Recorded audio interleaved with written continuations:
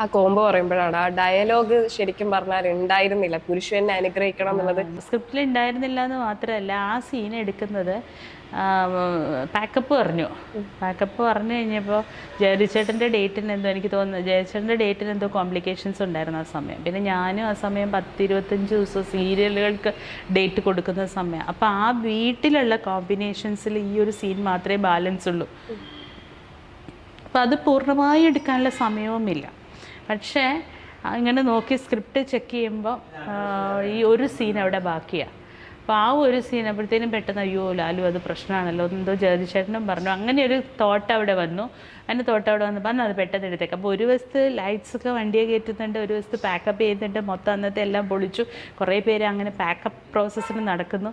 ഏറ്റവും ലിമിറ്റഡ് ആയിട്ട് 2 ലൈറ്റ്സും വെച്ചിട്ട് ആ പാസേജിൽ വരാന്തയിൽ വളരെ ലിമിറ്റഡ് ആയിട്ടൊരു ഇടത്താണ് അത് ഷൂട്ട് ചെയ്യുന്നത്. അപ്പം അങ്ങനെ ഷൂട്ട് ചെയ്ത സമയത്ത് ഇതിൻ്റെ ഒരു പഞ്ച് ശരിക്കും എനിക്ക് തോന്നുന്നു, ഇപ്പം ഞാൻ സിനിമയുടെ അതിൻ്റെ ഒരു ക്രിയേറ്റീവ് പാർട്ടിൽ ഡിറക്ഷൻ സൈഡിൽ നിന്ന് നമ്മൾ കാണുമ്പോൾ അതിൻ്റെ ഒരു പഞ്ച് ദിലീപേട്ടൻ്റെ റിയാക്ഷനാണ് എന്ന് പറയുന്നൊരു റിയാക്ഷനാണ് ആ സീനിൻ്റെ പഞ്ച്.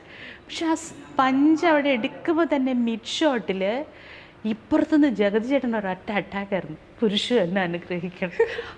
പോയിലെല്ലാം വാനിഷായി പോയിട്ട് ആ സീനിൻ്റെ പഞ്ചെന്നല്ല, മീശമാധവൻ സിനിമയുടെ പഞ്ചെന്നല്ല, മലയാള സിനിമയുടെ കോമഡികളുടെ evergreen everlasting punch ആ ഒരൊറ്റ ഡയലോഗായി മാറുകയാണ് ചെയ്തത്. അതെ അല്ലേ, അത് ചേച്ചി പറയുന്നുണ്ടായിരുന്നു. ജഗതി ചേട്ടൻ കൂടെ അഭിനയിക്കുമ്പോഴാണെങ്കിലും ഓരോ സമയത്ത് ഓരോ സീനിൽ മാറി മാറി വരികയാണ്, റിയാക്ഷൻസ് വരുന്ന ഒരാളാണ് എന്നുള്ളത്.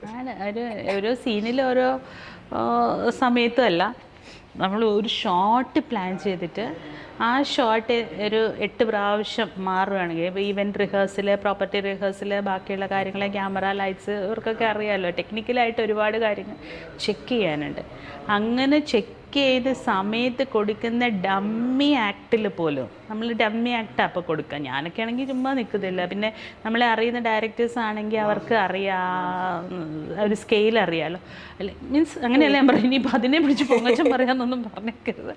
എന്തെങ്കിലും എന്ന് പറയുന്നൊരു നമ്മൾ ഇതുവരെ വന്ന ഷോർട്സിൻ്റെ ഒരു ബാലൻസിങ് അറിയാം. അപ്പോൾ ആ ബാലൻസിങ്ങും ആ ടെമ്പോയും ഒക്കെ അറിയുന്നത് കൊണ്ട് അവരൊന്നും പറയില്ല. ഇഷ്ടമല്ല, ശരിക്കും ആർക്കും ഇഷ്ടമല്ല. നമ്മൾ ശരിക്കും ആക്ട് തന്നെ കൊടുക്കണം.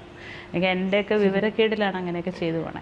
പക്ഷേ ജഗതി ചേട്ടൻ ഈ ഡമ്മി ആക്ട് കൊടുക്കുന്നത് 8 എണ്ണം ഉണ്ട്. 8 എണ്ണവും 8 സാധനമായിരിക്കും. ഒരേ മീറ്ററിനകത്ത് 8 സാധനമായിരിക്കും കൊടുക്കുന്നത്. ഒരേ മീറ്റർ, ഒരേ മൂഡ്, ഒരേ ഡയലോഗ്, ഒരേ പർപ്പസ്.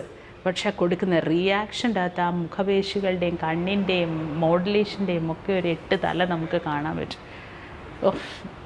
എന്താ പറയുക, ജീനിയസ്, ബ്രില്യൻറ്റ്, അമേസിങ്, ലെജൻഡറി.